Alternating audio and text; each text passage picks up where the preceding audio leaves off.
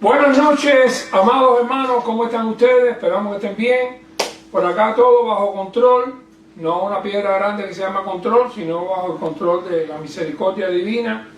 Estamos saludándole a todos. Les mandé ahí en Facebook cuando estaba empezando esto, les mandé un saludo cariñoso para todos. Estamos viendo ya un grupo de hermanos que están entrando y esta noche tenemos el estudio de Colosenses capítulo 2. Colosenses 2 es la continuación. Empezamos Colosenses 1, una de las epístolas carcelarias. Acuérdense que después de Hechos estudiamos Filipenses, la primera epístola carcelaria, que sea que la escribió Pablo en la cárcel, estando preso en aquella casa en Roma. Lean Hechos capítulo 28 al final. Y Filipenses es una epístola bellísima, una de mis favoritas. Y empezamos la semana pasada con Colosenses capítulo 1. Ahora nos toca esta noche el capítulo 2. Pero bien, primero siempre mandamos a los hermanos a orar y todas estas cosas. Yo les leo un pedacitico, un versículo de Colosenses 2. Dice Pablo: porque quiero que sepáis cuán gran lucha sostengo por vosotros y por los que están en la Odisea y por todos los que nunca han visto mi rostro, para que sean consolados sus corazones, unidos en amor, hasta alcanzar todas las riquezas del pleno entendimiento, a fin de conocer el misterio de Dios el Padre y de Cristo. Y ahí sigue. Con esto ya Pablo está diciendo de que él no conocía a los colosenses, como explicamos la semana pasada. Él no fue allí. Allí la obra la abrió uno de sus discípulos, Epafrodito, y Epafras, que era compañero de Pablo también en la prisión, allí ayudándolo, asistiéndolo. Él empezó su obra ya en su casa donde él vivía en Colosas, y allí se levantó una iglesia. Esta iglesia es la que Pablo le escribe porque conoce las cosas que están pasando allá a través de Epafras, y él van a ver cómo él enfrenta y explica y dirige sobre asuntos teológicos y doctrinales que se estaban moviendo en aquel tiempo en Asia Menor y en el mundo entero, el mundo cristiano, por ejemplo. Bien, seguimos adelante entonces con Colosenses capítulo 2. La primera cosa que quiero decirles es que ustedes se tienen que dar cuenta que Colosenses es una epístola doctrinal. No se parece mucho a Filipenses. Filipenses es una epístola fresca, de cariño, de compañerismo. Acuérdense todas las cosas que Pablo pasó en Filipos, la relación estrecha que tenía con ellos. Ellos después siguieron mandándole ayudas a él. Es decir, pero Colosas es una iglesia desconocida. Lo conocen a él de oídas, todo lo que Epafras habla de él y demás. Pero Epafras también le cuenta los problemas que están pasando en Colosas. Lo que estaba pasando en aquella época, ya el judaísmo iba decayente respecto a que el helenismo, es decir, los griegos, habían venido. Recuérdense que el último imperio que vino antes del imperio romano fue el imperio greco-macedonio, y fue Alejandro el Grande. Pero este imperio trajo las letras, trajo la filosofía, quitó un poco el idioma de nacimiento y todas estas cosas, y vino el nuevo idioma, el griego, el idioma comercial, el idioma de las letras, el idioma de la escuela. Y muchos, como ha pasado aquí, esto ustedes lo podrán entender perfectamente bien, que los abuelos hablan español, pero ya los hijos tuvieron que ser bilingües, y los nietos cuesta trabajo llevarlos al español porque el mundo en que viven es un mundo en inglés. Y claro, los que tenemos iglesia hispana y los muchachos se crían en iglesia hispana y los padres los crían en iglesia hispana, que creo que es maravilloso porque la doctrina y la manera de vivir la vida cristiana en una iglesia hispana es mucho más, creo yo, mucho más cercana a la doctrina bautista nuestra, que esto tiene que ver con el seminario bautista de Cuba, es uno de los más conservadores del mundo posiblemente, y los pastores pues también. Así que estamos ahora viendo cómo que Pablo está tratando de resolver. El helenismo trajo problemas de la filosofía y muchos ligaron las religiones, los conceptos religiosos muy, vamos a decir así, universales. Había religiones de todo tipo, las religiones del misterio, y sobre todo había un grupo que se llamaban los gnósticos. Si se acuerdan de cuando Pablo va entrando a Atenas en Hechos capítulo 17, él va pasando y ve un altar en el cual había una inscripción que decía al Dios no conocido. En griego es agnostikosteos, agnósticos, desconocido o que no puede conocerse. Y hubo un movimiento cristiano, porque se metió en la iglesia y esta filosofía y se convirtió en un cristianismo raro, donde ellos decían que ellos tenían algo diferente a los demás cristianos. Ellos tenían la gnosis, y la gnosis era el conocimiento. Y el apóstol Juan los enfrenta en las epístolas de Juan, y tardíamente el apóstol Pablo también tuvo que enfrentar eso en algunos lugares. Y el tema era que ellos se creían mejores que otros. Hacían piña en las iglesias. Nosotros somos los sabios, esta gente son los brutos. Es posible que en alguna iglesia tenga la desgracia de tener grupos de divisiones de gente que se creen mejores que los demás, que no comparten con el resto de la iglesia y que hacen piña aparte. Son los bárbaros, los sabios todo. Y en aquella época, pues, eran los gnósticos. Así que los gnósticos tenían el problema del conocimiento, una cosa rara, suprasensorial, extraña, parecería un espiritismo así raro de hoy. Era porque la gnosis era una cosa inetérea que se metía ya en conocimiento. Era como si el conocimiento fuera un manto que anda volando por ahí, y el que lo cogía y se lo ponía, pues entonces sabía más que otro.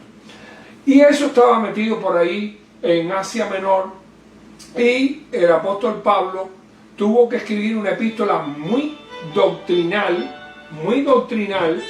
y explicarle que estamos en medio de un culto, y que estamos, o sea que esa epístola tenía que tocar directamente los problemas estos que estaban ocurriendo. Así que por eso es que la palabra misterio, para que se sepa que él habla ahí de misterio, para que ellos le llaman así, nosotros tenemos un misterio. Sí, nosotros tenemos un misterio, ya solamente no, nosotros tenemos un misterio, el misterio de la gracia, y ahora lo vamos a explicar. Así que empezamos con Colosenses capítulo 2, déjeme tener una palabra de oración. Padre amado, te rogamos que tú nos bendigas, ayúdanos para poder enseñar tu palabra y que cada hermano pueda hacerle bien, que pueda entenderla y que tú puedas poner tu mano de bendición sobre cada alma y todos aquellos que escuchen tu palabra puedan ser edificados. Oramos para que tu Santo Espíritu, que puede darnos ese conocimiento especial que solamente tu Espíritu da, pueda ayudarnos para interpretar tu voz. En el nombre que es sobre todo nombre, el nombre de Jesús. Amén. Bien, allá vamos entonces. Cuando él empieza diciendo, porque quiero que sepáis, recuérdense que el capítulo 1 habló de la reconciliación por medio de la muerte de Cristo. También pidió en el versículo 3 que Dios le diera a ellos el conocimiento, pero pero de la sabiduría espiritual, no rara, sino la del Espíritu Santo, la que Dios le da al Espíritu, fortalecido con el poder de Dios y haciendo las obras que cada cristiano tiene que hacer. Y en el versículo 15 habló diciendo que Cristo era la imagen del Dios invisible. Y Él es el primogénito de toda creación, porque en Él fueron creadas todas las cosas. Él es antes que todo. Es decir, que en la grandeza de Cristo pone chiquitico a los gnósticos, porque ellos, el conocimiento solo no tiene ningún valor. El conocimiento solo es sencillamente un medio. ¿El conocimiento de qué? Todo depende de la enseñanza. Y esta gente estaba muy ligados a la filosofía griega y a la filosofía de Platón, Aristóteles, en fin. Eso no, rara vez podía producir un cristianismo netamente que entendiera, y el apóstol Pablo sí sabía cómo eran las cosas. Así que después, ya para empezar en Colosenses 2, él dice en el 26, miren, para que oigan, 25, de la cual fui hecha, dice: según la administración de Dios que me fue dada para con vosotros, para que anuncie cumplidamente la palabra de Dios, el misterio. 1.26, ahí utiliza la palabra misterio, el misterio que había estado oculto desde los siglos y edades. Y yo digo, mira, eso podía hacer a los gnósticos por lo menos abrir los oídos y poner atención. Así, mira, Pablo está hablando de un misterio, seguro que es gnóstico igual que nosotros, digan esto. Y él dice: el misterio que había estado oculto desde los siglos y edades, pero que ahora ha sido manifestado a sus santos, a quienes Dios quiso dar a conocer las riquezas de la gloria de este misterio entre los gentiles. ¿Cuál es el misterio? Que es Cristo en vosotros, la esperanza de gloria. Cristo en vosotros. Era un misterio desde el punto de vista, si tú lo analizas como el plan de Dios de las edades, te vas a dar cuenta de que lo que era la ley era la salvación del pueblo judío, y la ley era para preparar al vocero de Dios para el mundo. Israel era el vocero de Dios del mundo. Israel no cumplió con todas las expectativas que Dios hizo al predestinarlos, al edificarlos, al llamarlos, al designarlos, pero ellos no cumplieron la parte de su libertad, no obedecieron a los mandatos de Dios, fueron rebeldes y contradictores. Pero desde Génesis, cuando Dios llama a Abraham, en Génesis 12, ya Dios le dice a Abraham que en él serían benditas todas las familias de la tierra. Algo que quizás en aquel momento ninguno de los del pueblo de Israel pudiera entender, porque ellos miraban a la gente que no eran israelitas así con reserva. Y yo no los voy a condenar, porque es que siempre la gente que le rodearon, oigan, era lo peor del mundo, siempre estaban tratando de robarle, matarle. Los imperios acabaron con ellos, y todos los pueblos, los vecinos era terrible aquí. Entonces, pero Dios tenía un plan mundial. Israel era un pueblo, pero el programa de Dios, la ley era para salvar a Israel, edificar a Israel, preparar a Israel y enseñarle a amar a Dios. Pero tenía el plan de la gracia para todas las naciones, con la persona no de Moisés, sino de Jesús. Jesús es el Señor de toda la tierra, no solamente de Israel. Así que en el devenir de los siglos y los años, Israel tuvo que enfrentarse a muchas ideas contrarias, tuvieron que enfrentar muchas luchas, y estos imperios fueron minando no solamente su vida física, sino también su ortodoxia. Y en tiempo de los macabeos y posteriormente estas familias monedas fue también penetrado, y lo que se llamaba el helenismo eran las nuevas ideas, las nuevas culturas, los nuevos criterios.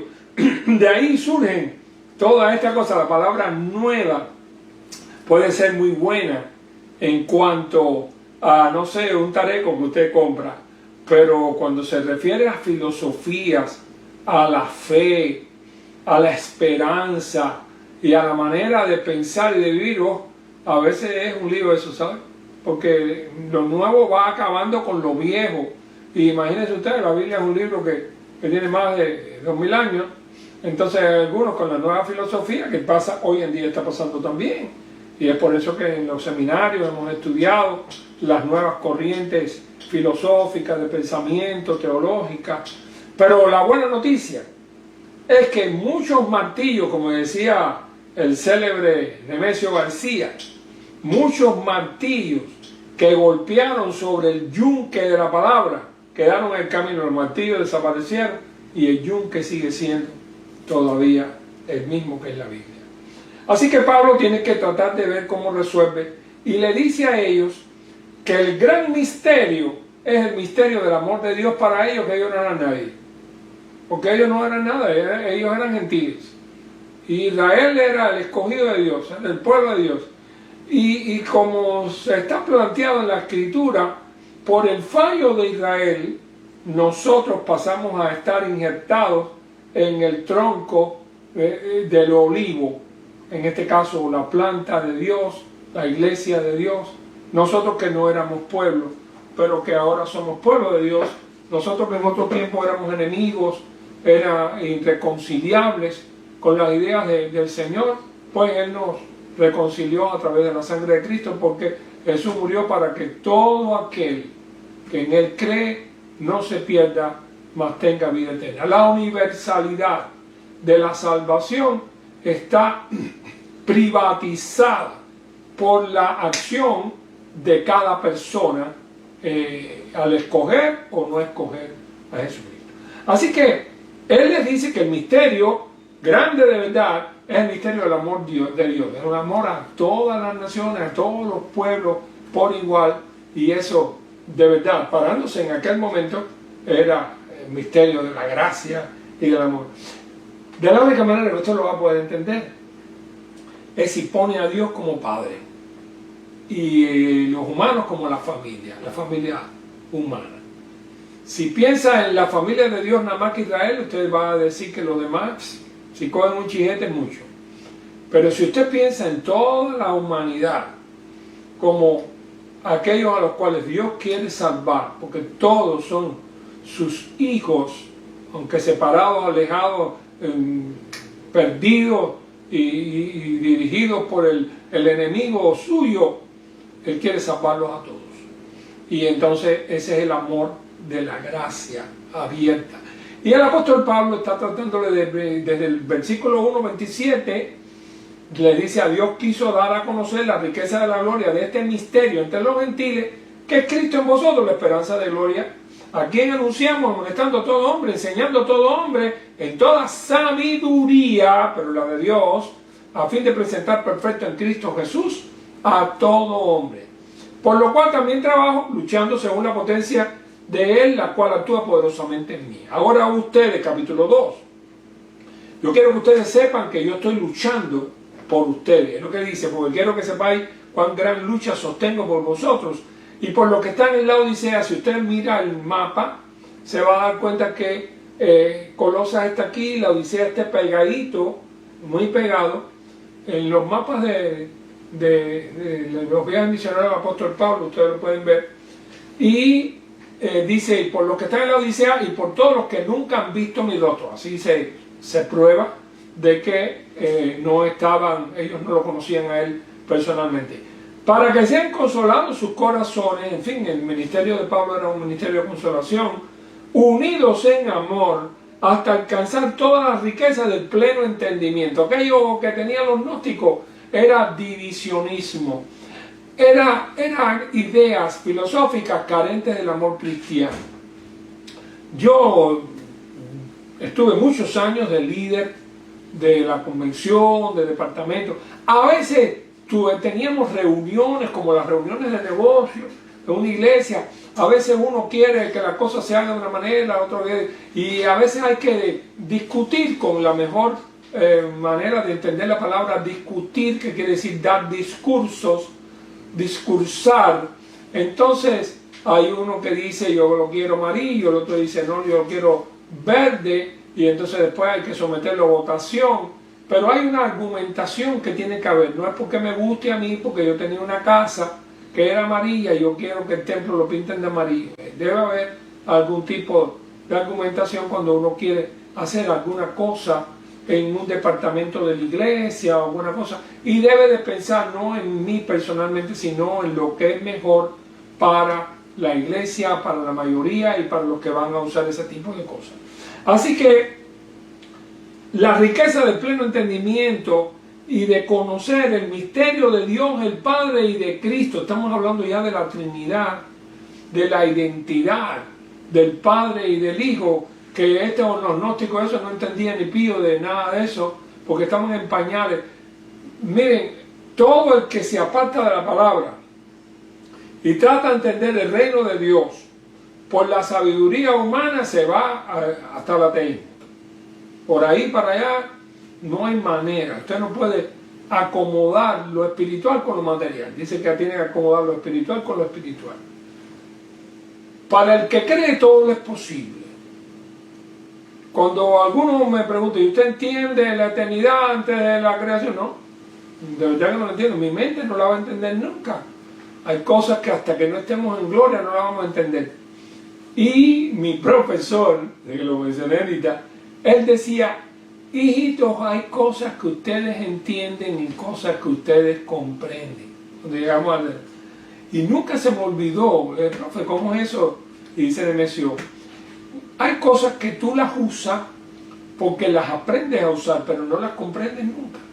Ejemplo, la luz. Tú prendes la luz, entras a tu casa, prendes la luz, y tú sabes que cuando le das el switch para arriba, ¡pum!, se sale la luz, alumbra. Pero si le das para arriba y no alumbra la luz, puede ser o que esté roto el bombillo, o puede ser que no haya luz. En Cuba es muy probable que sea la primera y la segunda, ¿no?, que no haya luz. Pero, entonces uno se vuelve inteligente, ¿no? Y uno dice, a ver, ¿hay alguna otra luz en la casa prendida? Sí, entonces debe ser el bombillo. Si no hay nada prendido, miro para la casa al lado a ver si no tiene luz tampoco. Ahora él decía, si usted se tiene que parar delante del chucho y tiene que empezar a leer unos tratados sobre electricidad para poder entender por qué por qué razón la bombilla incandescente, por qué hay lo que es la electricidad y cómo va para allá y por qué aquello se enciende y de dónde viene y cómo se hace. Si usted tiene que aprenderlo, va a quedarse ahí. Posiblemente muy poca gente podrá prender la luz en su casa si tienen que entender la electricidad. Muy poca gente. Viviríamos en un mundo medio oscuro, ¿sabes? Pero uno aprende, plácata, y si no se prende, pues ya veremos qué es lo que pasa. Pero no lo comprendo. Yo lo aprendo, pero no lo comprendo. Hay muchas cosas que uno aprende, pero no las comprende en realidad. Y sabe que son así como las aprende. Y así también son las cosas espirituales. Por ejemplo, yo no sé cómo Dios hizo al hombre. Yo lo sé por lo que la Biblia dice. Y yo creo lo que la Biblia dice. Pero aparte de eso, siempre es un milagro. Pero si usted cree en un Dios todopoderoso, entonces cualquier cosa es posible. Al que cree todo le es posible. No pone nada en duda. Los filósofos y teólogos que han estado poniendo dudas en la palabra de Dios, en las interpretaciones bíblicas, estábamos hablando ayer en casa de un pastor, tienen en sus regiones y en los lugares donde ellos vivieron, las iglesias quedaron de museo. Porque ellos no pudieron vivir por un evangelio de un Dios al cual en realidad no creían.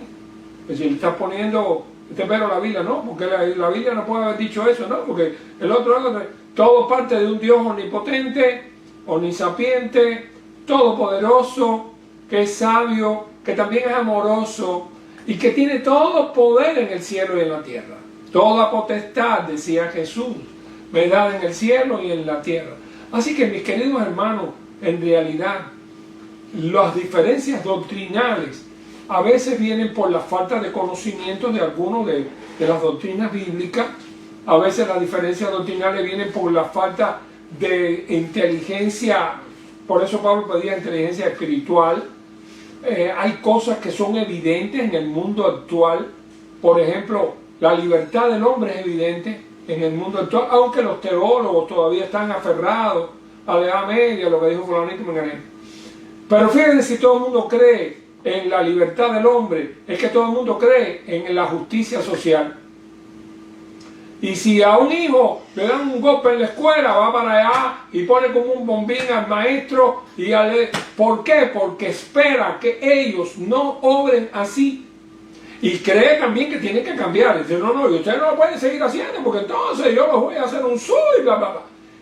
Cree que tiene que cambiar. No hay nadie que yo conozca que diga, bueno, figúrate, le dieron un golpe a mi hijo, eso sería porque Dios quiso. No, la justicia del mundo, el mundo está pidiendo a los seres humanos que hagan lo correcto, que dejen de hacer el mal. Y la Biblia también, Dios le reclama al hombre justicia, amor, santidad, una manera de servir, todo eso lo reclama Dios. Así que, para que nadie os engañe, estamos en el versículo 3, dice, en Él, en Dios, están escondidos todos los tesoros, la sabiduría y el conocimiento. Pero tienes que irte a los gnósticos, porque acuérdense que Él está tratando de resolver el problema que ellos tenían allí. En Dios, en la fe cristiana, en la simple fe de nuestros padres, está escondida los tesoros de la sabiduría y del conocimiento. Y dice el 4, y esto lo digo para que nadie os engañe con palabras persuasivas. Así que ya ustedes están ubicados en qué está pasando, porque Pablo escribe Colosenses, cuál es el tema que está tratando y por qué dice las cosas que dice. Usted puede entenderla fácilmente cuando le doy el tip de lo que estaba pasando ahí, usted puede entender. Porque aunque estoy ausente en el cuerpo, versículo 5, no obstante, en espíritu estoy con vosotros. Dice, y esto lo digo, a ver, porque aunque estoy ausente en el cuerpo, vaya, aquí para que entiendan que él no estaba con ellos, en espíritu estoy con vosotros, gozándome y mirando vuestro buen orden y la firmeza de vuestra fe en Cristo. Así que lo que le llegaba de Epafras era de que ellos estaban bien, de que ellos amaban al Señor, de que estaban viviendo una vida correcta, y esta gente estaba molestando. Yo tenía una ilustración. Es que hay gente que son, bueno, antes le llamamos sapo, es un sapo al que venía con cosas. Es que imagínense que se está comiendo un pan con croqueta, y usted se está comiendo un pan con croqueta y viene el sapo y le dice, oye, me dijeron que esas croquetas las están haciendo con carne de cualquier cosa, y oye, eso es una bomba, mijo, eso te puede dar esto y el otro. Compadre, tengo hambre, déjame comerme la croqueta en pan, vete con tu sapearía a otro lado. Entonces hay gente así, hay gente que no son como perros hortelanos, comen y dejan comer, están creando dificultades, nunca pueden de verdad aprender la verdad y ser felices porque siempre quieren saber demasiado. Ellos quieren que los tengan en cuenta, pero la gente que son así, casi siempre son unos brutos, y ellos mismos se cierran las puertas del conocimiento, porque en vez de entender lo simple, quieren inventar cosas complejas y de todas maneras son neófitos. Así que dice Pablo, dice, por tanto, versículo 6, de la manera que habéis recibido al Señor Jesucristo, andad en Él. Así que como ustedes les predicaron, lo que ustedes creyeron, simplemente sigan por ahí, no se desvíen por nuevas calzadas, nuevas avenidas, nuevas ideas, porque eso, todo eso te va a llevar por un camino equivocado, un camino sin paz, un camino sin gozo, un camino sin unidad. Déjenme decirles que el problema más grave que tenían los gnósticos, los docetistas y todos los grupos estos es que eran divisionistas. Llegaban a una iglesia y lo que hacían era dividir el grupo. era coger para ellos un grupo. Oye, porque tú no te vas y formas una iglesia de la gente que piensan como tú. Eso lo digo también de algunos que llegan con una doctrina diferente a la que hay en una iglesia, y en vez de irse y formar una iglesia con sus ideas, se meten en una iglesia que tiene otras ideas, y entonces empiezan a ir. Le dije hace 20 años a una persona, le dije, chicos, si tú no estás de acuerdo con los conceptos bautistas, con las cosas que se hacen en la iglesia donde tú estás, vete y funda una iglesia tú. Prueba de que tú puedes crear una iglesia con todo el conocimiento maravilloso que tú tienes. Levanta una iglesia de la nada, levanta un grupo poderoso, y yo sencillamente te voy a felicitar. Pero no estés tratando de llevarte los hermanitos que han creído en el Evangelio, están felices en su iglesia, han creído sus pastores, tienen sus maestros económicos. Compadre, no molestes. Bueno, él no me hizo caso, siguió dividiendo, lo tuvieron que llamar a contar. Mi hermano una vez me dijo, ¿qué solución tiene tal iglesia? Digo, que él se vaya solo, que Dios se lo lleve. Y dice, ay, no digas eso. Digo, bueno, ya tú me estás preguntando, hay una iglesia que se está dividiendo, yo no sé qué solución tiene. Me vas a preguntar a mí. Bueno, pues fue la segunda, ¿sabes? El Señor se lo llevó. Y entonces la iglesia siguió, Estados Unidos, y a través de los años se ha mantenido fiel. Pero no sirven para nada, lo único que sirven es para disentir lo que hay. Es como el que no crea una casa, no hace nada, pero se para delante de los que están construyendo. A mí me parece que esa pared debería ir más para acá. Yo creo que si hay alguno con el moño virado, le da la cuchara al albañil, le dice, dale, mira, haz tú la pared, dale por ahí para arriba. No, yo no soy albañil, entonces vete para tu pared. Perdón, hermano, pero es que a medida que voy hablando estas cosas, me vienen muchas historias que si me pongo ahí no le doy a conocer. Historias de gente y de cosas que pasaron así. Dice entonces, por tanto, arraigado, versículo 7, arraigado, busqué en el diccionario. No sé si usted sabe qué cosa es arraigados. Una da la idea de que está agarrado, ¿no? Echar raíces, hacerse una costumbre o una virtud firme, establecer una cosa con firmeza o establecerse en un lugar. Dice, se arraigaron en la capital. Así que se quedaron ahí. Así que arraigarse es establecerse, echar raíces sobre una cosa. Arraigados en él. ¿Oyeron? Arraigados. Es decir, agárrense ahí. Confirmados, sobreedificados en él, confirmados en la fe, así como habéis sido enseñados, abundante con acción de gracia. Sí, es posible que alguno haya llegado, pero ¿quién les predicó a ustedes? Epafras. Pero Epafras no fue a la universidad. ¿Qué conocimiento puede tener Epafras? Pues el tipo ese que estaba preso por allá, que se llama Pablo. Nada. Ustedes lo que necesitan son filósofos que les den lecciones. Hay gente así, ustedes lo conocen, yo también. Así que la plenitud de la vida en Cristo, en el versículo 8, esto es una joya, ¿saben? De aquí para adelante es una cosa maravillosa. Dice, mirad que nadie os engañe por medio de filosofías y huecas, no tiene nada dentro, huecas sutilezas, según las tradiciones de los hombres, conforme a los rudimentos del mundo y no según Cristo. La idolatría, los fetiches, los grupos estos de adoración de espíritus, y todas estas cosas son huecas. Una vez, y a uno a veces le da. Una vez alguien tocó a la puerta de mi casa y fue para decirme que estaba metido en el espiritismo.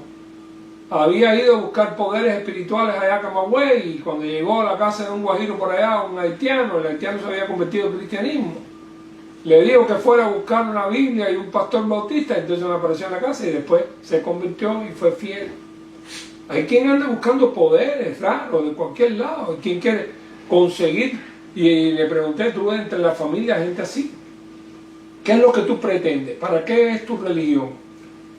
¿Qué hace tu religión? ¿Tú quieres perdón de pecado? No, nosotros no tenemos nada que ver con el pecado, tú puedes hacer lo que te dé la gana. Bien. Entonces, ¿cuál es el plan? No, el plan es protegernos. En la lucha espiritual de este mundo, protegernos. Entonces, tú tienes a uno que te va a proteger a ti y el otro tiene a otro que lo protege a él. La lucha entre el otro y el tuyo es a ver quién gana, sale ganando de todo eso. Sí, felicidades. ¿Y dónde está la ética? ¿Hay alguna ética en esos grupos religiosos? ¿Hay alguna moral?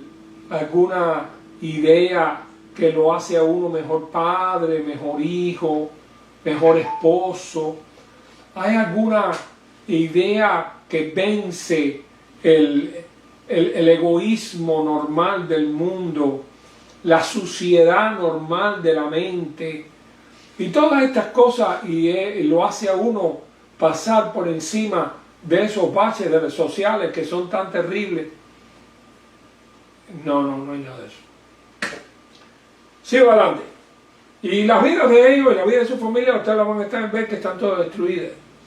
La nueva circuncisión dice que, oigan esto, el 9, porque en él habita, en Cristo, corporalmente toda la plenitud de la divinidad. No es medio Dios, medio hombre, no, es toda la plenitud. Y vosotros estáis completos en él, así es la Trinidad. Vosotros estáis completos en él, no te hace falta nada más, no te hace falta una gnosis, no te hace falta una ley, no te hace falta caerte para atrás, no te hace falta hablar en un lenguaje diferente. Tú estás completo en Cristo. Tú, en Cristo, completo. Vosotros estáis completos en él, dice Pablo, que es la cabeza de todo principado y potestad. La nueva circuncisión. En él también fuiste circuncidado con circuncisión no hecha a mano al echar de vosotros el cuerpo pecaminoso carnal en la circuncisión de Cristo, que por lo que sigue leyendo es como el bautismo, es un símbolo. Sepultados con él en el bautismo, y aquí nos está diciendo que el bautismo es abajo del agua, en el cual fuisteis también resucitados con él mediante la fe en el poder de Dios que le levantó de los muertos, y a vosotros estando muertos en pecado y en la circuncisión de vuestra carne os dio vida juntamente con él, perdonándoos todos los pecados. Como ustedes se dan cuenta, esto es una epístola doctrinal, todo es doctrina pura. Anulando el acta, escuchen esto, ¿sabía usted que hay un libro donde está todo lo malo que hemos hecho? Está escrito, ¿no? ¿Sabía o no? Si no, bueno, pues lea Apocalipsis 20:12. Es decir, los libros fueron abiertos y otro libro que es el libro de la vida, y los hombres fueron juzgados en las cosas que estaban escritas en los libros. Pero la buena noticia es que aquí dice en el versículo 14, anulando el acta de los decretos que había contra nosotros, que nos era contraria, quitándola de en medio y clavándola en la cruz, y despojando a los principados de las potestades, los exhibió públicamente, triunfando sobre ellos en la cruz. Ese es nuestro Señor. Y no hay ninguna religión de misterio del pasado, del presente o del futuro que tenga un personaje más maravilloso, más grandioso y más excelso que Jesucristo. Cualquiera otro más chiquito no merece que usted lo siga.